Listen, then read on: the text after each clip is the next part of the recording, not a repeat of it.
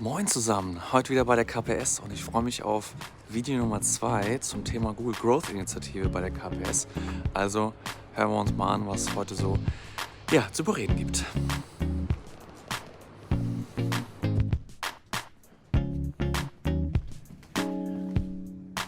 Dirk, ich freue mich, dass es geklappt hat heute. Schon lange, seit ich bei KPS bin, versuche ich mit dir ein Interview zu bekommen. Thema Data-Driven Business, da hast du ja schon, ich sag mal, die letzten 10 Jahre unglaublich viel Erfahrung gesammelt. Und für die Zuschauer, die jetzt noch nicht den Dirk kennen, willst du mal ein paar Worte über dich verlieren? Wer bist du? Was machst du? Ja, ganz gerne, lieber Paul. Also schönen Dank für die Einladung. Mein Name ist Dirk Brambrink. Ich leite das Innovation Center Data Driven Business hier in der Customer Experience Abteilung bei der KPS. Und ja, wie du schon gesagt hast, bin schon eine ganz lange Zeit bei der KPS, ist voll schön hier. Und wir unterstützen unsere Kunden vor allem im Handelssegment dabei, datengetriebene Entscheidungen gut und verlässlich zu fällen. Heißt, dass wir uns mit verschiedenen Softwareprodukten beschäftigen und wenn ich richtig glaube, dann schauen wir uns heute mal ein bisschen genauer das Google-Universum an. Wir haben ein paar Themen auf jeden Fall vorbereitet, danke. Und wie vielleicht beim letzten Video auch schon ein bisschen deutlich wurde, bei KPS haben wir jetzt eine sehr große Google-Initiative gestartet, Google Marketing-Plattform, Google Cloud-Plattform, Better Together natürlich, alles zusammenzuführen. Und wie soll ich sagen, ne? Willst du uns da vielleicht mal einen Überblick geben, wo stehen denn auch insgesamt die Unternehmen, was das Thema Data und Tech Strategy angeht? Was ist da so deine, auch von der Entwicklung her, Erfahrung? Ja, also ich glaube, vielleicht darf ich ein bisschen malen, Paul. Und wenn wir uns anschauen, im Jahr 2023 sitzen wir hier gerade zusammen, dann würde ich einfach mal behaupten, dass viele unserer Händler und auch weiteren Kunden sehr gut mittlerweile darin sind, ihre Daten zu interpretieren.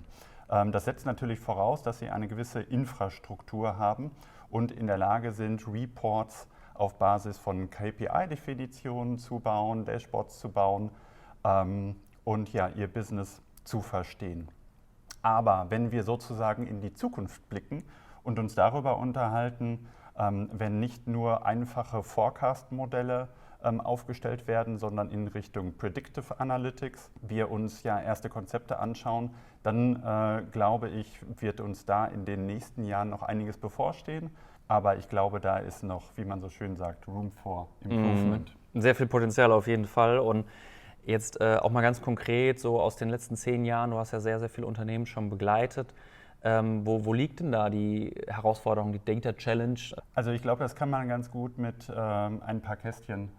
Du siehst, ich male Ja, gerne. visuell. Also ich meine, ne, wir alle sind visuelle Menschen. Ich finde das super. Genau, Ja, ich male mal ein paar Kästchen und zwar brauchen wir nur 4 Kästchen.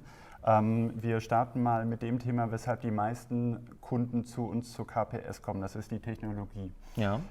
Innerhalb der Technologie sprechen wir natürlich nicht nur über die IT-Infrastruktur, sondern auch den Aufbau in Form von Data Warehouses, in Form von Data Lakes, um überhaupt die ganzen Daten erstmal zu harmonisieren. Da drauf haben wir dann verschiedene Applikationen, die uns ermöglichen, abteilungsübergreifend die entsprechenden Insights zu generieren.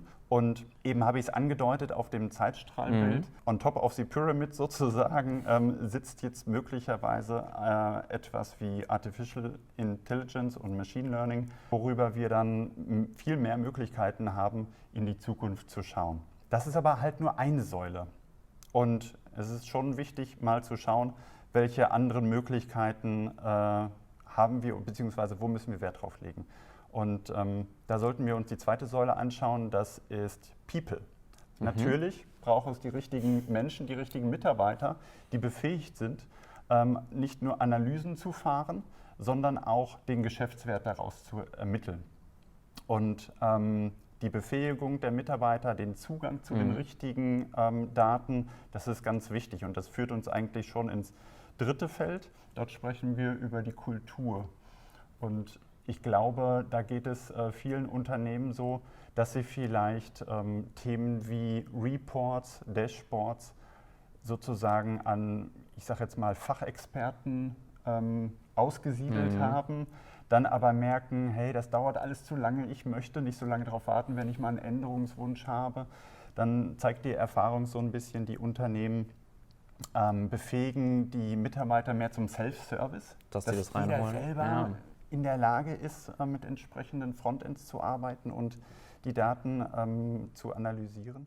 Die letzte Säule sozusagen ist die des Governance, wo es, ich sage jetzt mal, einerseits um rechtliche Themenfelder geht, aber auch um Themen des Zugriffs, also Data Security, Data Privacy, was natürlich immer wichtiger wird bei den durchaus schier wachsenden Mengen an Daten und Informationen, dass ich da gute Regeln habe, wie ich eben das in meiner Organisation gut administrieren kann. Absolut, das ist ja nicht nur für das eigene Unternehmen viel wert, auch für potenzielle Hackerangriffe und. Also mega, mega spannend. Und jetzt mal auch noch in dem Google-Universum gesprochen. Da bieten wir auch bei KPS, was ich gelernt habe, sehr, sehr viel an, um mit nicht nur Google, aber eben auch speziell da einige Bausteine zu etablieren, technologisch, aber auch natürlich Change-Management-Themen. Wie kann man das jetzt zusammenbringen? Wie sieht es jetzt aus, so übersetzt auf die Google Cloud, Google Marketing-Plattform? Ja, zoomen wir doch gerne mal in die erste Technologiesäule hinein. Und ich denke, dort könnten wir eine gewisse Pyramide vielleicht einzeichnen, wo wir uns ein bisschen genauer anschauen, welche Google Services, welche Google Produkte können wir denn eigentlich hier verorten und welche befinden sich heute auch schon bei unseren Kunden im Einsatz. Auf das Infrastrukturthema gehe ich heute nicht ein. Ich glaube, das wäre es wert, eine eigene Session zu machen. Also über Themen wie Kubernetes ist in aller Munde, Cloud Run und dergleichen, App Engine, Compute Engine. Das sind Themen, glaube ich, die sparen wir besser heute auf jeden Fall mal aus. Konzentrieren wir uns eher auf die Data- und Analytics-Applikation. Und dort haben wir natürlich mit BigQuery beispielsweise ein sehr populäres Produkt aus dem Bereich Data Warehousing. Dort haben wir im Bereich der Data Lakes verschiedene Produkte, die in Richtung strukturierter, semi-strukturierter, unstrukturierter Daten gehen. Also wenn es darum geht, hey, wie kann ich beispielsweise meine PDFs, Audio-Files, Video-Files auch gut mit Metadaten zusammen in Analysen reinwerfen. Dann gibt es dort entsprechende Offerings. Und ich sage jetzt mal, die typischen Marketing-Tools sollen hier natürlich auch nicht unerwähnt bleiben. Also natürlich ist ein Google Analytics, ein Google Tag Manager, ein Optimize, ein Data Studio, Looker Studio, natürlich populäre Produkte bei unseren Kunden, aus der Marketing-Ecke natürlich auch noch AdWords, die Google-Suche als solches, als SEO-Kanal. Da fallen ja super viel Daten, Klickdaten etc. aus, Genau, also ganz populäre Produkte und obendrauf gibt es sehr, sehr spannende Applikationen in Richtung AI und ML. Viele haben vielleicht schon mal von Technologien wie TensorFlow gehört und damit rumgespielt. Vertex AI ist ein sehr schönes Konglomerat, wo ich auch jetzt nicht nur der super Data Scientist sein muss, um das zu verstehen, sondern wo ich sozusagen vorkonfigurierte Modelle teilweise mit eigenen Training-Daten dann füttern kann, um entsprechende Prognosemodelle zu fahren und dergleichen. Das ist sehr spannend. Genau, gerade dieser oberste Bereich der Pyramide, so die Spitze quasi, ich glaube, das ist noch für viele Kunden so böhmische Dörfer hier und da oder haben erste Schritte, um da AI, Machine Learning Capabilities aufzubauen oder zu experimentieren. Aber die Daten sind da. Ich meine, da liegt ja auch das große Potenzial, dass man nicht immer so viel manueller Aufwand mit Datenanalysen oder eben Predictions, Recommendations hat und. Und wie würdest du sagen, wie kann man sich da aufstellen, welchen Weg sollte man gehen für alle, die jetzt interessiert sind an genau dieser Spitze KI, Künstliche Intelligenz, Machine Learning, mit ihren Daten da umzugehen? Ja, also wenn wir uns mal anschauen, welche Töpfe an Daten typischerweise einem Unternehmen zur Verfügung stellen. dann ist es einmal klar, sind es die Unternehmensdaten selber. Ja. Da geht es um ganz klassische Dinge wie Verkaufsdaten, Mitarbeiterdaten, also Strukturen zu der Sales-Organisation, zur Verkaufsorganisation in einem Store beispielsweise. Aufträge, Auftragsdaten. Ganz genau, solche Dinge, Bestandsdaten und dergleichen, ne? Verfügbarkeiten und dergleichen. Dann haben wir aber auch weitere Daten, Datasets, zum Beispiel Nutzerdaten. Da geht es dann um klassischerweise demografische Daten, wo es dann natürlich spannend wird, auch das Thema Data Privacy haben wir eben angeschnitten, zu berücksichtigen, was darf ich überhaupt, ganz genau. Und wo ich aber auch sehr spezifische und ganz scharfe Daten rausziehen kann. Also beispielsweise das Endgerät, was der Nutzer gerade verwendet, der Standort des Nutzers oder auch Daten wie die Nutzerzufriedenheit.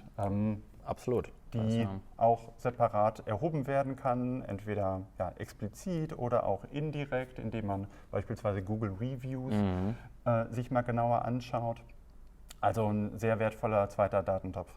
Und dann etwas, was die meisten Unternehmen heute nicht so wirklich stark nutzen, das sind die Industry Data.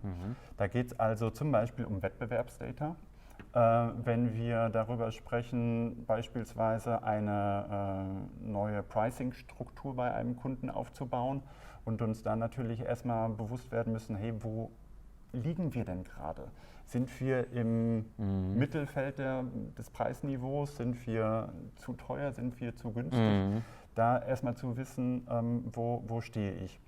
Und ja, da gibt es ganz viele Beispiele. Wir könnten weitergehen. Wir haben schöne Applikationen gebaut, wo wir beispielsweise auch Wetterdaten berücksichtigen, IoT-Daten, Sensordaten. Das ist natürlich dann wirklich spannend. Und da reden wir gar nicht so stark über Technologie, sondern erstmal über diese Grundlagen. Und da ist natürlich spannend, an welchen, im Englischen sagt man Intersections, also den Überschneidungen hier, kriegen wir eigentlich den größten Geschäftswert raus. Und das ist sehr spannend. Und wenn wir dann in der Lage sind, beispielsweise vorherzusagen, wie ein Händler eine Customer Journey eines gewissen Kundensegments in Zukunft verbessern kann, weil er sozusagen eine Vorhersage treffen kann, hey, mit dieser Kundenzufriedenheit laufen wir garantiert in einen Servicefall hinein. Und ich kann im Vorfeld Kosten antizipieren, die dann anfallen werden, weil ich ganz genau weiß, er gehört hier zu dieser Kundengruppe, das verursacht Kosten. Dann bringt es wirklich großen Geschäftswert und deswegen ist es uns so wichtig, über die verschiedenen Arten von Daten zu sprechen und dann uns intelligente Use Cases zu überlegen. Ja, und ich finde, das ist echt ein sehr, sehr schönes Bild zum Thema eben Data und Tech Strategy, dass man eben nicht, ich sag mal, blind losläuft und einfach, klar kann man auch machen, hier und da auch vielleicht mal eine blutige Nase holen, aber so hat man eben auch nochmal die Gewissheit, dass es dann in einen richtigen Weg und eine richtigen Bahn geleitet wird. Ja. Dirk, ich sag vielen, vielen Dank. Ich glaube, ein Thema, wir haben ja auch noch als letztes über Handel viel gesprochen. Ja. Es gibt natürlich neben dem ganzen Google-Universum natürlich ja auch im Analytics-Bereich noch ganz andere Möglichkeiten, Dinge auszuwerten, ne? Manche sensible Daten. Da hat man ja mit Google immer noch hier und da vielleicht Ängste, was Berührungspunkte angeht. Ja. Hast du da irgendwie noch einen Gedanke, den du teilen möchtest? Ja, es gibt ein sehr schönes Offering, eine kleine Kampagne, die wir aus unserer, wir nennen das Community of Practice, das ist ja sozusagen ein interdisziplinärer Ansatz, wo sich unsere Analysten in der KPS gemeinsam beschäftigen.